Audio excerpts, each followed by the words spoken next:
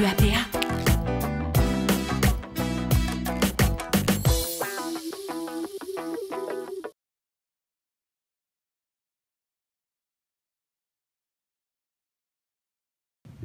Comment on se reprogramme? On ne se reprogramme pas par la raison. Alors, je vous fais juste un petit peu de... Je vais vous montrer un tout petit peu de topographie sur le cerveau. Voilà. On a trois cerveaux. Au centre, le cerveau reptilien. Le plus ancien, le cerveau préhistorique. Il a juste une fonction, c'est de nous sauver la vie en cas de danger vital. On peut faire que trois choses. Combattre, fuir, figer. D'accord? C'est le plus ancien, le cerveau préhistorique. Même dans la tête d'une crevette, il y a ça. Danger vital. Notre vie en danger, combattre, fuir, figer. À côté, on a le cerveau limbique, c'est le cerveau des émotions. Sa logique n'est pas intellectuelle, elle est émotionnelle. D'accord? Donc il n'y a pas de logique dedans. Enfin, il n'y a pas de logique au sens intellectuel. C'est le cerveau qui fonctionne pendant les rêves, et c'est surtout le cerveau qui gère tous nos automatismes, notre respiration, notre digestion, notre cicatrisation, notre circulation, et tous nos apprentissages qui sont devenus des automatismes. Quand vous écrivez le mot, vous ne demandez plus comment vous faites un O, un M, un O, un T. Il y a une partie de vous qui le sait. Et le troisième cerveau, le plus récent, le plus glissé devant, c'est le cortex préfrontal, celui qu'on a mis sur un piédestal, comprendre, vouloir, analyser. Alors celui-là, on croit qu'il règle tout. Eh ben non, il ne règle pas tout. Parce que quand un apprentissage, quand on apprend quelque chose, les choses commencent dans le cortex préfrontal, c'est-à-dire qu'il y a 4 étapes dans un apprentissage. On est d'abord inconsciemment incompétent, on ne sait pas qu'on ne sait pas, puis ensuite on est consciemment incompétent, mais d'un seul coup, on focalise notre attention sur ce qu'on a à apprendre. Donc c'est une commande que l'on adresse au cortex de commencer à fabriquer des connexions neuronales. Et puis ensuite, on est consciemment compétent, c'est quand on joue du piano en tirant la langue et en déchiffrant la partition parce que c'est dur, pour arriver au dernier stade où on est inconsciemment compétent, ce à quoi faisait allusion Stéphanie quand on est entraîné. Au dernier étage, les choses n'exigent plus d'effort ni d'énergie pour les faire. D'accord? Mais sauf qu'elles ont commencé là et elles sont venues s'encoder là. C'est pour ça que la conscience n'arrive plus à les choper, que le type n'arrive pas à faire du vélo. Il y a son conscient qui comprend, qui veut et qui sait ce qu'il faut faire, mais son apprentissage inconscient qui sait qu'on ne fait pas du vélo comme ça. Vous voyez ce que je veux dire? Vous voyez de quelle manière ça peut nous limiter dans nos actions, dans nos réflexions, dans notre manière de faire, dans notre manière de se tenir, dans notre manière de vivre. Alors, comment on sort de ça? Eh bien, ouais. On vient avoir créé le vélo et avoir demandé aux gens, mais qu'est-ce qu'il leur a montré comment il fallait manipuler le vélo? Parce que lui-même, il était sur... Alors je vais couper la vidéo parce qu'on n'a pas que ça à faire, mais elle est sur YouTube. Il va mettre 8 mois à faire du vélo. Alors, il y a deux choses. Il va réussir à faire ce vélo-là, mais il ne saura plus faire du vélo normal. C'est-à-dire qu'après, on le voit en train d'essayer de faire du vélo normal à Amsterdam, tout le monde se fout de sa gueule, il est incapable de tenir sur un vélo. Donc, il aura réappris quelque chose à sa place. Et son fils de 6 ans, lui, va mettre 2 semaines à faire de ce vélo-là. Parce qu'il est plus jeune. Ouais, exactement. Ouais. Donc, nos apprentissages inconscients, des fois, ils jouent pour nous, dans le cas de l'entraînement. Des fois, quand il y a un échec, alors nous, ce qu'on a l'habitude de dire en hypnose, c'est que les problèmes du conscient, c'est une solution qu'a trouvé l'inconscient à une date antérieure et il l'a maintenue. Votre inconscient, c'est un bon petit soldat, il est là pour vous sauver la vie, mais il bosse qu'au présent. D'accord? Imaginez, il y a un carrefour, vous avez un accident. Donc, passer le lendemain, ça fait comme ça. Parce que votre inconscient va attirer votre vigilance sur le fait que cet endroit peut représenter un danger pour vous. Mais peut-être que vous allez développer une phobie des ronds-points. À un endroit et à des dates où il n'y a pas de problème, vous allez avoir la même réaction physiologique. Donc de comprendre comment on reprogramme ça, ça peut être une des clés de bien réussir un entretien. C'est pourquoi j'ai ces émotions-là à ce moment-là, et pourquoi, qu'est-ce que j'ai envie de ressentir, et comment on passe par l'histoire pour ça. C'est clair ce passage-là? Le passage du conscient à l'inconscient? Pour mettre ça en parallèle avec les entretiens, je ne sais pas, les gens autour de moi, enfin moi personnellement, je ne suis pas sûr d'avoir développé des automatismes parce que j'en passe pas énormément d'entretiens. Et pourtant, c'est pas pour ça que je l'ai réussi, vous comprenez? Ouais. Je ne sais pas comment expliquer. Non, j'ai très bien compris, mais c'est pas forcément parce que vous avez raté un entretien précédemment. Il y a un dicton en hypnose, c'est attention à la voix avec laquelle on parle à nos enfants, ça sera leur voix intérieure plus tard. Donc il y a des gens, ils ont un problème vis-à-vis de l'autorité, parce que quand ils étaient mômes, ils ont eu peur d'un parent, qu'il y a une projection et ainsi de suite, mais c'est rangé dans le limbique. Donc la personne ne sait même pas dire pourquoi elle est comme ça, pourquoi elle tremble à l'idée d'aller à son entretien annuel, pourquoi, voilà. C'est parce que c'est rangé là. Et ça n'a peut-être pas forcément de lien avec des situations consciemment comparables. Vous comprenez ce que je veux dire? Donc, ouais, mais juste pour aller un peu plus loin dans ce que vous venez de dire, Donc là, vous êtes en recherche d'emploi? Oui, moi je suis en recherche d'emploi. Et vous cherchez depuis combien de temps?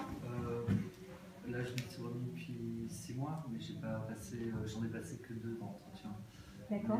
C'est vrai que je suis toujours très angoissé avant l'entretien d'embauche. Mais c'est pas comme l'apprentissage du vélo où l'exemple du vélo il est très bien, mais c'est. On va si arriver. j'avais passé 20 ou 30 entretiens et que ça s'était mal passé, je pourrais comprendre que je sois angoissé ou que j'y arrive pas parce que j'aurais un souvenir ou. Non, mais il y a tous les enjeux derrière. Oui. Voilà, et puis les peurs sont parfois inconscientes, les peurs de l'échec. Enfin, il y a beaucoup de choses. Enfin, la conscience, c'est à peine 10%, hein, 90%. Votre inconscient, il gère tout ça, mais il gère la marche. C'est-à-dire, vous ne pensez pas à contracter des muscles, à lier les tendons, à les... Donc, le conscient serait complètement submergé si l'inconscient n'était pas là. C'est-à-dire que la conscience est vraiment une couche terminale résiduelle. Donc, ça vaut le coup de regarder une fois dans sa vie comment fonctionne tout ça. D'accord? Donc nous, là, ce qui nous intéresse, c'est de... Alors ça, c'est une métaphore, le cortex préfrontal est là. Et il y a ici, j'ai dit que les verbes des cerveaux préhistoriques, c'était combattre, fuir, figer, fight, flight, freeze. C'est ce qui se passe quand on est en situation de stress. On peut faire que ces 3 choses-là. Le cortex préfrontal, c'est comprendre, vouloir, analyser. Donc on admire beaucoup les gens qui ont de la volonté de ça. Mais la logique émotionnelle, les 2 verbes qui caractérisent ce cerveau-là, c'est permettre et autoriser. Et les gens, ils ont rarement l'habitude de se permettre ou de s'autoriser à vivre quelque chose de différent. Ils sont complètement coincés dans un métaprogramme de devoir ou falloir, donc d'obligation, mais pas d'envie, et pas de permission et d'autorisation. Et souvent, en séance d'hypnose, c'est quand on fait vivre cette chose-là à la personne donc dans un état de transe, la permission, mais pas la permission à quelqu'un d'autre, la permission à eux-mêmes de réussir, la permission à eux-mêmes de faire mieux, de faire différemment, de faire... C'est la première fois qu'ils ont un contact avec eux-mêmes. Parce qu'ils ont toujours un contact avec l'environnement. Mais toi, tu dis carrément que quand on est en stress par rapport à un entretien, on est carrément dans le fuir, figer ou combattre. Alors, l'inconvénient du stress. Parlons du stress, tout le monde en parle tout le temps et personne ne l'a définit. C'est une réponse de l'organisme à une menace non spécifique. Ça peut être un serpent, un ours, un dîner chez la belle-mère, une lettre de l'URSSAF, tout ce que vous voulez. Enfin, c'est en tout cas un truc qui va faire que d'un seul coup, les réactions physiologiques se transforment. Qu'est-ce qui se passe dans le cerveau? Ça, c'est bien ça. Oui, parlons du stress. Imaginez votre boulot, vous êtes dans une clairière en train de compter des papillons, c'est votre job. Vous avez un carnet, vous voyez un papillon, vous faites une croix, ça va, hein? Arrive un ours, est-ce que vous pouvez compter les papillons? Hein? Non.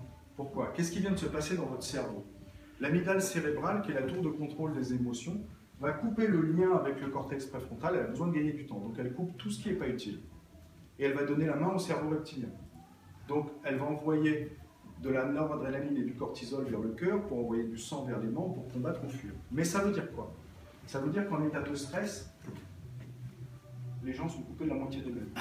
Ils n'ont que des réactions brutales, simples. Un éclat de voix est une agression, une lumière, un bruit. Ils ont des réactions rapides mais abruptes. Ils ne sont pas capables de recul et de sophistication. Donc le stress nous coupe de la moitié de nous-mêmes. On n'est pas efficace en état de stress. D'accord, mais comment on fait? Parce que moi concrètement, j'ai eu une situation de stress il y a 48 heures. Je savais que j'allais rentrer en stress, je le savais. Hein. Bah je voyais le truc monter. Je me disais, bon, sois raisonnable, ça sert à rien, tu vas perdre ton temps à gérer ce truc-là, etc. Et pourtant, ça m'a pris ma demi-journée le temps que ça redescende. Quoi. Eh bien, si on regardait des petites techniques de sortie du stress. Ouais. Alors, il y en a plein, hein, mais c'est vraiment ça. Gardez ça à l'esprit, le stress, les gens sont coupés de la moitié d'eux-mêmes. L'inconvénient du stress, alors, quand le stress est maintenu, c'est ce qu'on appelle un épisode dépressif. Malheureusement, la noradrénaline et le cortisol vont détruire une glande qui s'appelle à côté, qui s'appelle l'hippocampe. Et l'une des missions de l'hippocampe est de reconnecter avec le préfrontal une fois que le danger est passé. Donc les gens qui sont en stress permanent sont vraiment coupés de la moitié d'eux-mêmes et ils ont l'impression que le danger est partout. D'accord? Comment on sort de ça? Bon, les médocs, ça marche, mais quand on arrête, ça revient. Le sport, la méditation. Alors la méditation, il y a une expérience qui est fameuse. Je vais vous dire comment on sort du stress instantanément. Je vous explique comment, après, on apprend à le gérer sur le long terme. On a pris 80 personnes aux États-Unis qui n'avaient jamais médité. On les a fait méditer 20 minutes par jour et ce qui saute à la gueule des radiologues qui les passent à l'IRM de diffusion, au bout de 8 semaines, c'est un rétablissement d'un fonctionnement optimal de l'amygdale cérébrale. Donc la tour des contrôles des émotions on arrive à la muscler par de la méditation. La méditation, c'est un exercice de focus de l'attention. Ça n'est que ça. Okay. L'auto-hypnose, quelle est la différence? L'auto-hypnose, c'est de la méditation où on visualise et on ressent ce qu'on veut. C'est-à-dire on prend notre futur, ce qu'on souhaite, et on en fait un présent. Et on le visualise, alors on le vit visuellement, auditivement et d'un point de vue kinesthésique aussi. C'est-à-dire que dans le corps, on fait comme si les choses étaient déjà là. Ça, c'est de l'auto-hypnose. Votre cerveau ne fait pas la différence entre la fiction et la réalité. Pour lui, c'est la même chose. Que vous buviez un verre d'eau, si vous buvez un verre d'eau et on vous passe à l'IRM de diffusion, on voit des zones du cerveau qui s'activent. Si vous imaginez que vous buvez un verre d'eau, on voit exactement les mêmes zones qui s'activent. Là, j'ai une petite vidéo, je vous montre juste le début, avec les pilotes de la patrouille de France qui sont en auto-hypnose tous les matins. C'est-à-dire dans une salle, assis sur une chaise, ils visualisent leur vol, ils le ressentent. Et à partir de ce moment-là, leur cerveau, il fait exactement comme si c'était ça. Alors eux, c'est le torture test. Ce truc-là, ça marche. Si ça marche à la vitesse où ils vont, si ça ne marche pas, ils se tuent. Donc tous les matins, je vous en montre 2 minutes, ils font de l'auto-hypnose. Et après, je vous dis comment on sort du stress instantanément. On va même faire l'exercice. Alors attendez, je retrouve la PAF. Et ça marche pour les alcooliques? Alors l'addiction, c'est autre chose. C'est autre chose. Pour les phobies? Pour les phobies, alors la phobie, c'est tout simple. C'est un bug de l'imaginaire. C'est-à-dire que l'émotion passe de 0 à 10 sans passer par les stades intermédiaires. C'est-à-dire que là, s'il y a une araignée, bon, il n'y a pas de raison d'avoir peur d'une araignée à Paris. Dans la forêt amazonienne, je veux bien, mais à Paris. Donc c'est juste un bug de l'imaginaire. Bon, ça se traite très bien en hypnose. Alors, attendez, je voulais vous montrer.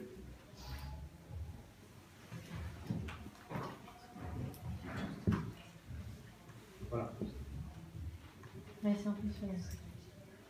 Alors, le démonstrateur du Rafale, donc il auto-hypnose tous les matins avant le vol. Donc, qu'est-ce qu'il fait? Il visualise. Il visualise tout son vol. Mais les skieurs font ça, les parachutistes exactement, les pilotes de F1, ils visualisent le circuit. Bon, lui, à la rigueur, il est tout seul dans le ciel. Eux, ils sont 8.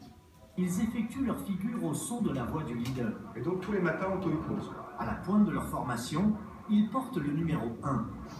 Tel un métronome, ils donnent le tempo qui permet aux avions de changer de formation ou de se croiser.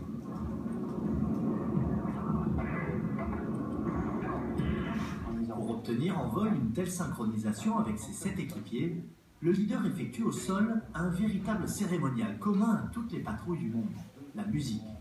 S'il n'y a pas de questions, je vais faire la musique. Ah, vous avez entendu la musique, mais il n'y a pas de musique, c'est la voix du leader. Oreille à droite, cadence. Voilà, visualisation. Et auditif, kinesthésique. Les 3 canaux. Pour un trèfle à droite, on y va. Boucle. Il se raconte une Aux histoire, ordres du une histoire leader, universelle. les pilotes répètent ensemble les gestes et les C'est actions le ressenti. qu'ils effectueront dans leurs avions. C'est le goût et c'est l'odeur, c'est le toucher. Fumée coupée, top. Tonneau, top. Et La musique du leader leur permet non seulement de se synchroniser, mais aussi de mémoriser parfaitement leur vol. Top. Dans la droite. Tourne encore. Là, ils sont dans leur tête et ils vivent complètement le vol, d'accord? Vous voyez la puissance du truc. Vous voyez la puissance du truc quand on se raconte une mauvaise histoire. Pardon, Elle est la même. il y a vraiment la musique ou c'est... Non. Non, la musique, c'est la voix du leader. Il n'y a pas de musique. Parce en fait, qu'après, c'est en rajouté vol, dans la ouais, musique. il se cale sur la voix du leader. Mais vous voyez, quand on se raconte une mauvaise histoire, je ne vais pas y arriver, je vais échouer, quand j'ai des croyances limitantes, ça répond de la même manière, avec la même efficacité. Vous vous rendez compte de la puissance du truc? Enfin, là, moi, je dis toujours qu'on a une trousse à outils devant nous, il y a des outils super puissants, mais si on utilise le couteau en le tenant par la lame, ça ne fait pas le même effet. Donc, c'est extrêmement puissant. Monsieur, les traits de caractère jouent aussi. Les quoi? Les traits de caractère. Les traits de caractère? Alors, moi, j'appelle ça des métaprogrammes. On va les regarder. Il reste combien de temps, là, que je... Il est quelle heure? Ouais, vite alors. Un quart d'heure. Un Comme quart ça, d'heure. après, il y a Ok, des questions. ok, il y a... on va... Alors, comment sortir du stress? Alors, sortir du stress, un truc que les pilotes de chasse utilisent, c'est la cohérence cardiaque. C'est un truc très simple. Alors, ils ont le cœur qui fait comme ça dans tous les sens. Il suffit de respirer avec... On peut le faire là. Vous voulez tester un peu de cohérence cardiaque? Oui. Ok. Sortir du stress, je vais le retrouver comme ça. Et on va faire même une petite, toute petite séance d'hypnose que vous pouvez faire vous-même, tout seul, qui s'appelle une induction par vision périphérique. Je vais vous expliquer. C'est un truc qui coupe le stress quasiment instantanément. D'accord? Je vous montre d'abord la cohérence cardiaque.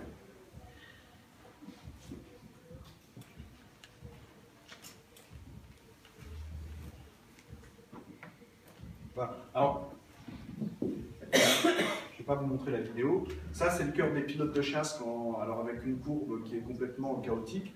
Quand ils se mettent en cohérence cardiaque, ils récupèrent une courbe régulière. D'accord? Donc, comment on fait ça? Comme ça. Vous allez juste bloquer la respiration en bas. Alors, il s'agit d'augmenter les mouvements respiratoires d'à peu près 10%. D'accord? Donc, vous bloquez la respiration en bas, puis quand ça monte, là, vous inspirez. Puis quand ça descend, vous expirez. Vous êtes prêts? Et puis on le fait 2-3 fois comme ça. C'est la technique des pilotes de chasse. Là où on leur met des signaux d'alerte dans les oreilles avec des radars de conduite de tir et des éclairs, c'est vraiment un truc stressant. Donc ça marche. Voilà. C'est pour vous donner une idée.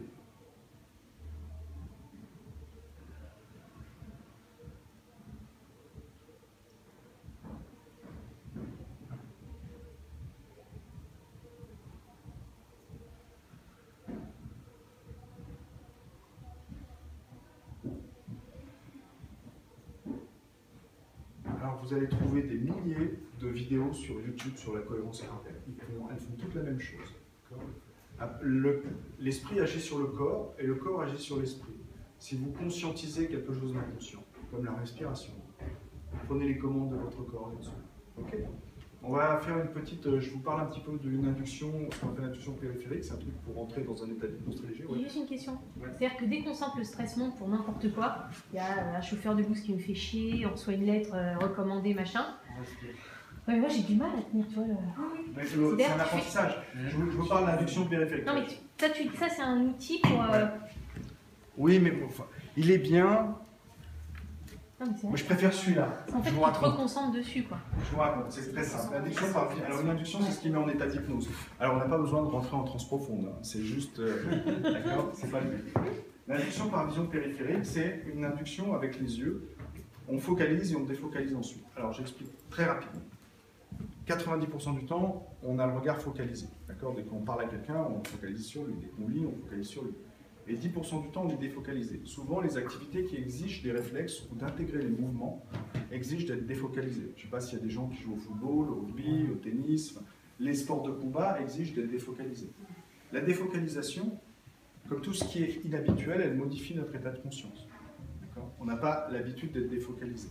Donc, premier avantage de la défocalisation, elle va vous couper le dialogue intérieur. Souvent, le dialogue intérieur, c'est l'histoire qu'on ressasse. Donc, et deuxième chose, elle éloigne le corps, c'est-à-dire elle dissocie un petit peu. Vous voulez faire l'expérience de ça? C'est un truc très simple, hein. Je vous explique comment on fait avant un oral, avant un entretien, c'est un truc très simple. Qu'est-ce qu'on fait? On choisit un point. Je vais vous accompagner. On focalise dessus. Et vous allez imaginer qu'entre ce point et votre regard, il y a une droite, et qu'il n'y a plus rien qui compte à part ce point. Et puis petit à petit, attendez, je vais vous dire de le faire. Je vous explique ce qui va se passer. On a trouvé le point, nous, on y va. Voilà. Ensuite, petit à petit, mais je vais me mettre derrière vous, je vais vous accompagner un petit peu, puis après c'est un truc qu'on peut faire. Vous allez, sans jamais cesser de fixer le point, vous allez prendre conscience de ce qui est à gauche, puis de ce qui est à droite, de ce qui est au-dessus, ce qui est au-dessous, et puis on va élargir le ovale du champ visuel pour prendre conscience de tout ce qu'il y a dans la pièce. D'accord? On teste ça, ça fait 2 minutes. Hein. Tu peux faire la respiration, C'est mieux que quand il est tout. Pour faire quoi? pour s'endormir. Elle fait la respiration, tu vois, vachement. Ah ouais. Ah bah ça aussi, bah, alors pour s'endormir, c'est un truc de dingue. De toute façon, tout ce qui coupe le dialogue intérieur, l'hypnose et le sommeil ont ça en commun, c'est qu'il y a besoin de rien faire pour que ça se passe. Quand on veut dormir, faire est contre-productif. D'ailleurs, les insomniaques qui disent je veux dormir, c'est pas ça qui marche. Hein. Donc l'hypnose, c'est vouloir et laisser faire. Le sommeil, c'est pareil. Vouloir, mais laisser faire le corps. Le corps, il sait exactement. On teste, vous voulez tester ça? Une petite induction très simple. Bon, Donc n'importe quel point. Ah oui, je vais même mettre derrière vous, comme ça je ne vous gêne pas, et je vous parle, ok? En tout cas, il y en a un qui est Alors, bien vous allez prendre une maîtrisé, là. position bien confortable. Et cette manière de prendre une position bien confortable, c'est déjà une manière de faire le lien avec la partie non consciente de vous, puisque vous êtes déjà en échange, en communication avec elle, au bout d'un moment vous ne bougez plus, c'est que votre inconscient vous signale que votre corps est dans la bonne position. Et puis maintenant, vous allez simplement fixer un point en face de vous. Choisissez un point, n'importe lequel, celui qui est collez votre regard à ce point-là, et juste à ce point. Et pendant que cette relation entre ce point et votre regard est en train de s'installer, vous allez simplement faire attention à votre respiration. À l'inspiration, à l'expiration. Et à la manière dont une partie profonde de vous, c'est exactement à quel moment il faut basculer de l'inspiration à l'expiration, puis de l'expiration à l'aspiration. Comment vous prenez conscience que cette partie profonde de vous, qui gère tellement de choses pour vous, est déjà bien présente.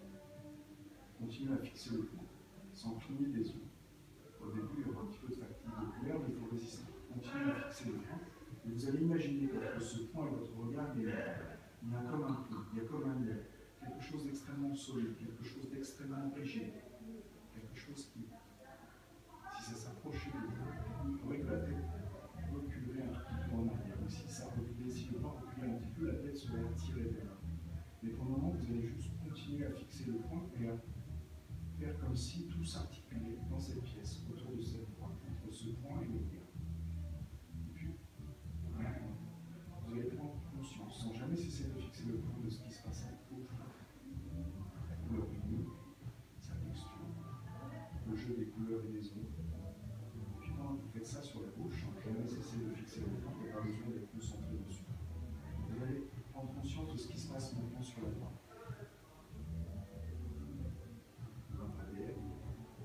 Les chaises, mais peut-être un peu plus loin. En même temps, vous êtes en train de faire ça. Vous allez prendre conscience de ce qui se passe au sol, la nature du parcours, la couleur verte, la forme des lames. En même temps, vous êtes en train de faire ça à gauche, à droite, au sol. Maintenant, vous prenez conscience de ce qui se passe autour. Et puis, à la prochaine expiration, vous allez prendre conscience de l'ensemble de votre champ visuel, de l'ovale de votre champ visuel. Peut-être même pouvez-vous prendre conscience des personnes qui sont à côté de vous, des visages, l'expiration, sans jamais cesser de fixer le point. Vous pouvez observer comment à l'intérieur le panneau se fait, comment le cœur se ralentit, comment le rythme du corps change, et comment tout ce qui était proche tout à l'heure, pensé, devient de plus en plus lointain, que le corps de la place est quelque chose de plus utile. Puis à un moment donné, simplement, vous allez revenir au présent. Et à ici et là.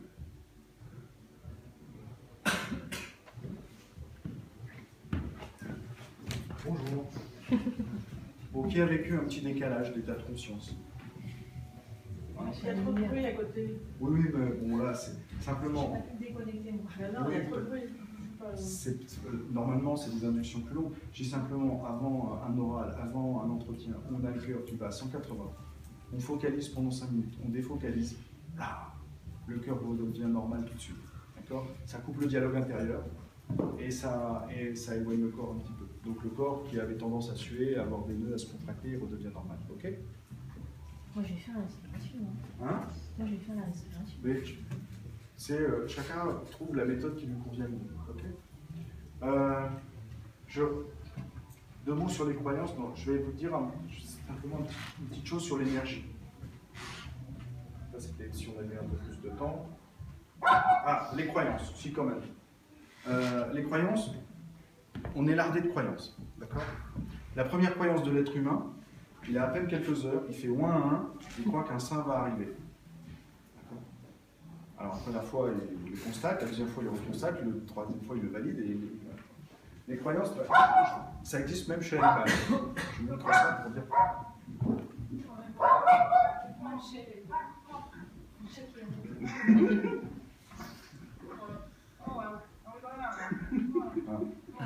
Okay.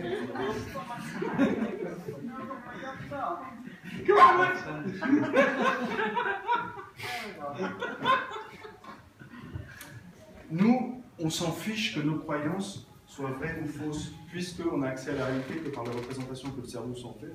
On n'a aucun moyen de savoir chez soi, chez l'autre, si une croyance est vraie ou fausse. En revanche, on sait quoi? Si elle est utile ou limitante. Et là, ça change tout. Les croyances viennent moduler notre capacité à agir. D'accord? Si je lâche cette télécommande, on sait tous qu'elle tombe. Ça, c'est une vérité qu'on partage tous. Si je vous dis qui est capable de soulever 150 kg, la plupart des gens vont dire non. Puis je vais descendre de 10 kg, 140, 110, 100, 90. Et à un moment, on va rentrer dans une tranche où certains d'entre vous vont peut-être se dire « Ah là, je crois que je pourrais peut-être ». Pendant que d'autres vont dire, bah là, je ne peux pas. Donc vers 60 ou vers 70 ou 50, il y en a qui vont me dire oui. Et la croyance va moduler notre capacité à agir. Donc vous voyez l'importance de l'histoire qu'on se raconte. Si on se dit, je ne peux pas, c'est pas pour moi, je ne suis pas bien et tout ça, bah, on module notre capacité d'action, mais vers le bas. Par contre, si on dit, oui, c'est facile, c'est un jeu, je vais m'amuser, et ainsi de suite, on module notre capacité d'action vers le haut. D'où l'intérêt de se raconter la bonne histoire. Juste un exemple. J'ai rencontré Teddy Riner, le plus grand champion de tous les temps, quoi. Il a été 8 fois champion du monde. Et il raconte qu'avant les Jeux Olympiques, il y a 4 ans entre deux jeux, c'est long 4 ans. Il met des post-it partout chez lui pour dire je vais gagner. Donc après il y a plein d'autres choses, il s'entraîne, etc., etc. Mais c'est ce que tu dis, quoi. Il se raconte son histoire. Il se raconte son histoire. Et il dit, pendant 4 ans avant d'aller aux Jeux Olympiques, tous les soirs, il fait un peu comme les pilotes de chasse, c'est-à-dire il se revisualise dans la tête les gestes qu'il a appris dans la journée, ce qui a marché, ce qui n'a pas marché, et après à chaque fois il se visualise le match parfait. Et quand il raconte ça, tu te dis bon ok, s'il suffit de mettre des post-it, il dit non, il dit voilà j'ai un post-it, je me rase le matin sur ma glace, machin, je sais que tout ça, ça nous paraît cucu.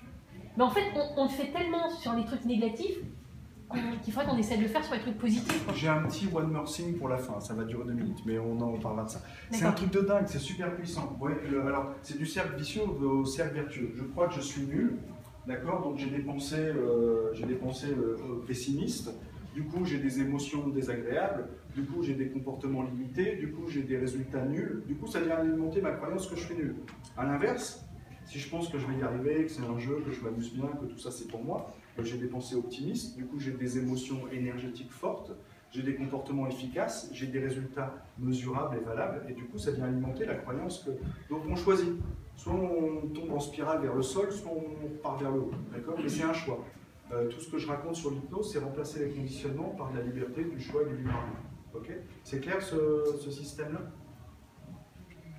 Alors, croyance utile ou limitante, bon voilà, un gars classique, hein, tout ça, c'est dans la tête. Je voulais parler des émotions, alors on ne va pas avoir le temps. Voilà, c'est ça. Tous les gens qui viennent me voir en séance d'hypnose ont tous la même chose. Ils sont prisonniers de l'histoire qui se raconte. Bon, il n'y a pas le truc. Et alors, on me demande des choses là. Donc, peu importe. Toi, tu es prisonnier de ton PowerPoint. Ouais, non, mais je suis beaucoup mieux sans. Quand vous dites qu'ils sont prisonniers d'une histoire qui se raconte, c'est un peu comme une névrose, ils ont un truc qui se répète sans arrêt. Ouais. Et alors, l'esprit humain il est bizarre parce qu'il a besoin de comprendre. Alors, si on ne lui donne pas d'explication, il devient fou. Mais quand il y a une explication, il n'en sort plus. Hein. Mon père ceci, ma mère cela, ma grand-mère ceci, ma grand-mère cela. Mais bon, ok, d'accord. D'abord, le passé n'existe pas, ou il n'existe plus. C'est-à-dire qu'il n'y a pas de Gaulois, pas de diplodocus, ici ça n'est qu'une métaphore qu'on construit dans la tête. Hein. Ouais. Donc, et en plus, le passé, on ne peut pas le changer. Alors, où est-ce que vous avez envie de mettre l'énergie? Est-ce que vous pensez que c'est le passé qui détermine votre présent, ou est-ce que c'est le futur que vous voulez avoir? Enfin, où est-ce que vous voulez mettre l'énergie? Donc, les gens, ils viennent avec une histoire, et blablabla, ça dure 15 minutes, et ok, d'accord, mais vous voulez quoi? Mais je sais pas, bah tiens, si on commençait par se poser la question. Ok? Donc, les gens sont prisonniers d'histoires qui se racontent. On change d'histoire, on change de ressenti. On change de ressenti, on change d'émotion. On change d'émotion, on change d'énergie. On change d'énergie, on change de possibilité. On change de possibilité, on change d'histoire. Et ainsi de suite. On n'est pas une réalité. C'est un travail sur soi qui prend du temps, non? Ça dépend. Alors, ça dépend. Ça, c'est une croyance. Elle est utile ou limitante pour toi? Limitante. Ok, ça serait quoi la croyance utile? Voilà, c'est parti, là on est en séance. C'est rupture de pattern et tout ça, ça à l'intérieur, ça. Ok. Donc, changer de ressenti, changer d'émotion, changer d'énergie, changer de possibilité, changer d'histoire. Voilà. Donc, on n'est pas une réalité, on est une possibilité. Là, il y a plein de scénarios. Maintenant, on prend un scénario et on décide d'incarner celui-là. Mais on peut prendre celui d'à côté, on est libre. D'accord. Donc, faire très attention à l'histoire qu'on a envie de se raconter, de se faire le cadeau de la bonne histoire. Et les croyances limitantes sont nos ennemis vis-à-vis de ça. On ne saura jamais si c'est vrai ou si c'est faux. Donc, il faut abandonner et l'idée de vérité, et l'idée de réalité, tout ça. Par contre, utile ou limitant, ça marche. C'est clair, ça? Ok. Les pistes pratiques. Bon, le dressing mental. Le circuit que je vous racontais là, c'est ça. C'est-à-dire que les émotions, il n'y a pas d'émotions négatives. Il y a des émotions peut-être désagréables. Mais une pensée va déterminer une émotion. Et si je veux choisir mon émotion, j'ai qu'à avoir une pensée particulière. Par exemple, je suis triste, j'ai une pensée triste, j'ai envie de ressentir de la joie, j'ai qu'à construire une histoire où je me raconte de la joie. C'est pas si compliqué que ça. Mais les deux sont liés. Pensée et émotion sont liés. L'émotion, c'est un messager. Alors, il y a 4 émotions fondamentales, joie, peur, colère, tristesse. Elles ont toutes une utilité. La joie, elle valide un environnement dans lequel vous vous trouvez. Vous n'avez pas besoin de bouger. Ça va. Ok ? La tristesse, elle vous pousse à réfléchir sur un environnement qui ne vous convient pas, pour vous pousser à l'action. Et elle signale aussi la perte de quelque chose. Quand je suis triste, c'est que soit j'ai perdu quelque chose, soit je vais le perdre. La peur, elle sert à nous tirer quand il y a un vrai danger vital. Et la peur aussi, elle pose une limite entre le relatif et l'absolu. C'est-à-dire, nous, on vit dans le relatif, au-dessus, il y a l'absolu. Heureusement qu'il y a la peur, parce que les hôpitaux psychiatriques sont pleins de gens qui n'ont pas cette limite. Ils sont perchés dans l'absolu tout le temps. Et la colère, elle est super utile, elle signale simplement un franchissement de valeur. Quelqu'un a franchi vos valeurs, là, ça ne marche plus. Et donc, elle vous délivre un surcroît d'énergie dans un laps de temps restreint. Vous voyez ce que je veux dire? Donc, c'est... ouais. La colère, du coup, c'est négatif ou positif? Il y a agréable et désagréable. Elles ont toutes une utilité. Donc, ça dépend des circonstances. Vous faites agresser, il y a 8 bonhommes, vous vous foutez en colère, vous les mettez en déroute, c'est positif. Hein. Vous êtes sur un télésiège, quelqu'un fait une crise de panique, vous mettez en colère, vous le maîtrisez, vous lui sauvez la vie. Vous voyez? Donc, ça dépend des circonstances. Après, avec les collègues de bureau, ça peut être, si c'est pas justifié, bon, il faut bien savoir que c'est parce qu'il y a un franchissement de valeur. Qu'est-ce que je voulais vous montrer? Non. Ça veut dire quoi, un franchissement de valeur? Un franchissement de valeur, vous avez des conceptions de la justice, de l'honnêteté et tout ça, puis la personne d'en face a d'autres conceptions. Et en général, elle vient franchir votre territoire et appliquer ses valeurs. Les gens qui ont des valeurs très fortes, ils changent de monde. Hein? Franchissement des limites. Oui, des limites, mais comme elles sont singulières pour chacun. J'ai encore 2 minutes? Ah oui, moi. Je voulais vous parler de ce petit outil d'autodiagnostic, de là où ça peut bloquer chez vous. Est-ce que des gens ont entendu parler des niveaux logiques? La pyramide de Maslow, vous voyez comment ça marche? Okay. Donc elle hiérarchise les besoins humains, donc on parle des besoins fondamentaux et on peut passer à la satisfaction du besoin de niveau N quand les besoins de niveau de N-1 sont satisfaits. D'accord? Vous voyez la pyramide et le moteur. Là, c'est un protocole qu'on utilise en hypnose, mais ça peut vous aider à vous dire là où vous bloquez et donc à le résoudre. Moi, je suis très jaloux du mec qui a inventé ça. J'aurais aimé inventer ce truc-là. Je vous explique comment ça marche. Donc, il y a 7 niveaux. La personne vient en séance d'hypnose avec un problème. Bon, elle n'a pas ce qu'elle veut. On la met en transe. Donc, transe, c'est un état facilitant. C'est-à-dire qu'il n'y a plus d'esprit critique, il n'y a plus tout ça. Elle est dans le 7. On projette la personne dans un futur réalisé. C'est-à-dire qu'on dit, imagine que tout ce que tu veux, tu l'as. Et essayez de faire le truc en même temps pour vous. D'accord? Tout ce que tu veux, tout ce que tu souhaites, tu l'as. Donc ton futur, le futur que tu souhaites, c'est un présent. Et en transe, on lui dit, maintenant, tu vas observer qu'est-ce qui a changé dans ton environnement. Où est-ce que tu bosses maintenant? Qu'est-ce qui n'est plus là? Qu'est-ce qui est là maintenant? Qu'est-ce qui a changé dans tout ce qui t'entoure? Les nouvelles têtes, la nouvelle voiture, le nouvel appart. Là. Comme dans la pyramide de Maslow, il y a une mécanique. Si ton environnement a changé, c'est que tes comportements ont changé. Et tu vas recenser tous tes anciens comportements qui ont dégagé et qui t'empêchaient d'avoir ce que tu voulais. Et tu vas recenser tous les nouveaux comportements que tu as eus et qui t'ont permis d'arriver à ça. D'accord? Ensuite, si tes comportements ont changé, c'est que tes capacités ont changé. D'accord? Et pareil, recensement des nouvelles capacités qui t'ont permis d'avoir ces comportements, qui t'ont permis d'avoir changé d'environnement. Vous voyez, quand les gens ressassent l'histoire dans leur tête, on les fait sortir de cette histoire-là pour entrer dans l'histoire qu'ils veulent. Donc, quelles sont les capacités qui t'ont permis d'avoir ça? Mais si tes capacités ont changé, c'est que tes croyances ont changé. Tu croyais que tu ne pouvais pas faire ça, mais puis d'un seul coup, tu t'es mis à croire que tu pouvais, donc tu as développé les capacités qui ont fait que tu as eu des comportements qui font que tu as changé d'environnement. Vous voyez comment ça marche, le truc? Ok. Je vous donne un exemple. Un enfant qui est nul en maths, peut-être qu'il y a eu un prof qui lui a dit un jour, t'es pas un matheux, t'es un lettreux. Donc, au-dessus de la capacité, il y a une croyance qui déconne. D'accord? Et ainsi de suite. Alors, croyance, si tes croyances ont changé, c'est que tes valeurs ont changé. Si tes valeurs ont changé, c'est que ton identité a changé. Puis bon, il y a une petite touche spiritualité pour les gens qui montent aussi. Ce qui est intéressant dans cet outil d'autodiagnostic, c'est que un problème se résout au niveau supérieur où il se trouve. Donc dans l'exemple que je donnais là, si un gamin il a un problème de capacité, c'est peut-être qu'il y a un problème de croyance. Donc je ne vais pas l'emmerder sur les capacités, je vais aller voir du côté des croyances où est-ce que ça déconne. Donc dans votre parcours, dans votre histoire de vie, dans ce que vous cherchez à obtenir, si vous arrivez à repérer l'endroit où ça bloque, si vous regardez sur l'étage au-dessus, peut-être que vous avez une piste de solution qui est beaucoup plus simple et beaucoup moins énergétivore qu'en dessous. Est-ce que c'est clair ce schéma-là? Oui. Vous voyez? Et la pyramide de Maslow, c'est quoi? Bon, elle hiérarchise les besoins humains. Alors il y a des besoins physiologiques, alors c'est Boire et manger. Ouais, boire, manger, dormir. Ça s'écrit comment Maslow?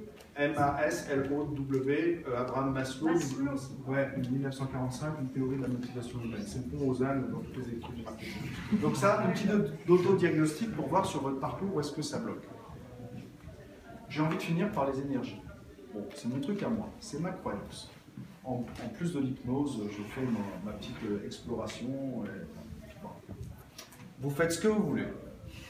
Mais c'est en lien avec tout ça. Alors moi j'ai adoré parce que j'ai trouvé que ça encapsulait l'hypnose. Qu'est-ce qui se passe dans une séance d'hypnose? Quelqu'un vient avec une histoire et il est bloqué dedans. D'accord? Donc on le met dans cet état facilitant. La personne est en niveau énergétique dégradé, souvent elle n'est pas contente. Je remonte son niveau d'énergie et alors qu'elle est dans cet état facilitant, elle va pouvoir exprimer son intention réelle. Je veux ça, alors qu'avant elle avait du mal à le faire. D'accord?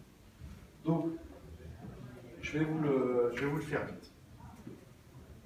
La matière n'existe pas. Quand on zoome dans la matière, qu'est-ce qu'on trouve? Des atomes, des protons, des neutrons, des électrons. Quand on zoome dans les protons, neutrons, électrons, qu'est-ce qu'on trouve?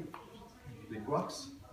Et quand on zoome encore au plus bas qu'on peut zoomer, au niveau de la constante de Planck, on trouve des brins d'énergie en vibration. Strings, théorie des cordes.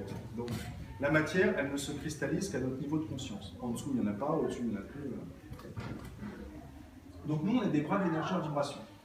Et ça fait le lien directement avec les émotions, avec l'énergie. Quand vous pensez, par exemple, à une situation, à une mauvaise décision, ça fait scrogneux à l'intérieur, n'est-ce pas? Donc vous êtes en énergie dégradée. Par contre, si vous pensez à une situation où quelqu'un vous a aidé, où vous ressentez de la gratitude, de la reconnaissance, vous vibrez différemment. Vous êtes en énergie optimisée. Vous voyez? On n'est que des brins d'énergie. Donc le sentiment, c'est l'association d'une pensée et d'une émotion. Et c'est le solfège, l'alphabet avec lequel on s'adresse à notre état vibratoire. C'est clair le mécanisme? Alors l'intérêt de ça, je crois que je dois avoir une... Je vais montrer...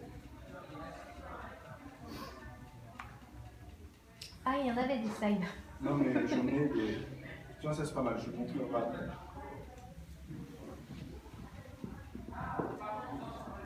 Voilà. Ça, c'est une échelle émotionnelle. Donc, quand on est dans des sentiments qui sont comme ça, les mots des sentiments n'ont pas de sens. Ils n'ont pas plus de sens que les noms des notes de musique. C'est-à-dire, Do, c'est un mot qui n'a pas de sens. Par contre, c'est un certain nombre de hertz. D'accord? Ré, ça n'a pas de sens. Donc, quand vous êtes dans la culpabilité, la peur, la haine et tout ça, vous êtes en énergie dégradée. Quand vous êtes dans la gratitude, l'enthousiasme, l'amour inconditionnel, tout ce que vous voulez, les mots n'ont pas de sens. Vous êtes en énergie optimisée. J'ai remarqué personnellement, c'est pas une religion, c'est pas un dogme, c'est pas une expérience, c'est juste une expérience. C'est quand on est là, les choses sont super difficiles. D'accord? Dans le bas de l'échelle émotionnelle, tout est compliqué. On enchaîne les emmerdes. Alors peut-être qu'il y a juste de la mécanique ondulatoire. C'est la loi de l'emmerdement maximal, c'est la loi des séries. Peut-être que les ondes de même amplitude s'associent. Je ne sais pas s'il y a des gens qui connaissent la loi de l'attraction. Par contre, quand on monte là, bizarrement, ça devient facile. Donc il suffit de se raconter une histoire où on a un sentiment qui prend soin de notre état vibratoire. On est de toute façon responsable de ça, on est co-créateur d'une réalité. Donc on a un état vibratoire amélioré, et ça rejoint ce que disait Stéphanie quand elle arrivait à un rendez-vous détendu, elle est dans un état vibratoire amélioré et les choses se passent bien. Les gens se synchronisent naturellement, inconsciemment avec ça. D'accord? Et je vais finir par un dernier point. Alors là, je vais employer une métaphore, c'est un peu comme quand on vole en avion, quand on est dans le bas, on est dans la couche de nuage. Donc on n'a pas envie de voler, on a peur de taper, et on a envie de se poser. Par contre, quand on passe au-dessus de la couche, d'un seul coup on peut aller où on veut. Le voyage reprend du sens. C'est vraiment un état d'esprit différent. Donc on est co-créateur d'une réalité dans n'importe quelle situation. On peut prendre soin de son état vibratoire. Je peux faire des photos. Ah, bien sûr, mais... On vous l'enverra autrement. Ah, je sais pas. Et je vais finir par un truc, alors j'assume totalement. C'est mon problème et vous faites comme vous voulez. Donc voilà, alors pardon. On joue avec les sentiments. Alors, les sentiments, c'est pas les trucs qui nous font jouer. Si c'est là, ça sert à quelque chose. Moi j'ai une croyance, donc c'est que le corps est le meilleur instrument pour communiquer avec l'environnement. Il nous transmet des messages, il réagit pour nous, il fait plein de choses pour nous. Et il est capable de vibrer puisqu'on est des brins d'énergie et que tout vibre. C'est une expérience, testée. Il y a un physicien que j'aime bien qui s'appelle Philippe Guillemont. Alors, je vais dire simplement en ce moment, avant de parler de Guillemont, on a une époque bizarre où il y a une partie des neuroscientifiques qui pensent que le cerveau crée la conscience et une autre partie qui pense que le cerveau la capte. Alors c'est pas 50-50, c'est 95% des neuroscientifiques pensent que le cerveau la construit et 5% pensent que le cerveau la capte. Capte les émotions. Non, qui capte la conscience, que le cerveau n'est qu'un système d'adressage du vide. Le vide n'est pas vide, le vide contient de l'information. Et que toute l'information est à l'extérieur. Donc ça valide toutes les hypothèses sur l'intuition, sur les médiums, sur l'inspiration, les muses. À partir du moment où l'information est à l'extérieur, eh ben on cherche différemment. Et on est à une époque où on ne sait pas, c'est un peu comme quand on ne savait pas déterminer si la Terre était ronde ou la Terre était plate. Il y a les deux hypothèses aujourd'hui, et on ne sait pas valider ça. La théorie de Guillemont, donc qui a écrit ces deux bouquins et qui a fait un DVD formidable sur la route de la conscience, c'est la suite. Et je vais finir avec ça. Quand Einstein a posé l'histoire de la gravitation universelle, l'histoire de la relativité générale, pour expliquer la gravitation, il a utilisé cette image d'une boule de bowling posée sur une nappe. D'accord ? On pose un corps massif dans l'espace-temps et il courbe l'espace-temps, ce qui fait que les petits corps se trouvent attirés par la grosse masse. Ça vous dit quelque chose, ça, quand vous voyez comment ça marche dans le système solaire? Il y a un soleil massif et autour des corps qui sont attirés. Guillemont, il dit autre chose. Autour de nous, de manière pas matérialisée, et là, la manière dont nous sommes câblés au niveau des sens, rappelez-vous le ver de terre, le chat, la libellule et tout ça, il y a des choses qu'on ne peut pas voir mais qui sont peut-être là. Il y a toutes les possibilités. Et que quand on est dans un état vibratoire optimisé et qu'on va poster une intention là, on va aller exciter dans cet océan quantique le truc qui va se matérialiser pour nous. Voilà. C'est une expérience, vous testez. Donc ce que tu dis concrètement, c'est que plus on a des pensées positives et donc des émotions positives, plus on attire le positif. Et plus on poste une intention en étant en état vibratoire optimisé. Ça je pense qu'on c'est un acte technique. Tous avec des mots. Ouais. Mais après il y a ça dans toutes les religions, après elles ont mis leur récit, leur fiction, leur dogme et tout ça, mais cette observation de l'état vibratoire optimisé et de poster une intention dans cet état-là, après vous allez vous amuser à avoir des cascades de synchronicité qui sont dingues. Oui, non, mais c'est clair que si on dégage du positif et de... Ouais, mais pas que. Du calme, on va attirer plus de positif. La théorie qu'il y a là, chez ce monsieur-là, c'est qu'en dehors de nous, il y a un non matérialisé qui attend ces intentions-là pour les créer. C'est ma croyance à moi, parce que je suis à fond là-dedans, mais je teste et je m'amuse vraiment bien avec ça. Vous faites ce que vous voulez, vous prenez si vous voulez. C'est la physique quantique. Ouais, c'est la... Je pense que quantique... Oui, enfin, je ne veux pas rentrer dans le détail, c'est pas l'endroit, c'est pas le cadre, mais ça revient à... C'est juste une expérience. Et donc, cette partie de nous qui n'est pas matérialisée, elle n'a pas de discernement. Quand on poste des trucs qui sont « je ne vais pas y arriver », ou même de manière inconsciente, « je suis dans la merde », ou ainsi de suite, ou « je suis complètement obnubilé toute la journée par des problèmes d'argent » et tout ça, c'est ce qui se manifeste. Voilà. Donc, testez. Voilà. C'est la fin de ma parenthèse perchée. Et si jamais il vous arrive une expérience extraordinaire suite à ça, n'hésitez pas à m'envoyer un petit mail. Moi, je le traduis autrement, en tout cas. Encore une fois, c'est vrai que c'est mon expérience, mais c'est vrai que plus on pense positif, plus on arrive à un entretien positif, et plus on a des mots positifs, plus on attire le positif, ça c'est évident. Et c'est pour ça qu'il faut faire vachement attention à la façon... À l'état vibratoire. Dans quel état d'esprit on rentre dans ces moments-là. Ça se perçoit même de manière inconsciente, l'état vibratoire de quelqu'un. Et les esprits se synchronisent à cause des neurones miroirs. On le voit physiquement sur quelqu'un. Mais c'est même pas voir, on le ressent. On le ressent, donc voilà. Bon, moi, ce que je vous propose... Merci beaucoup, Gilles. Ce que je vous propose, c'est...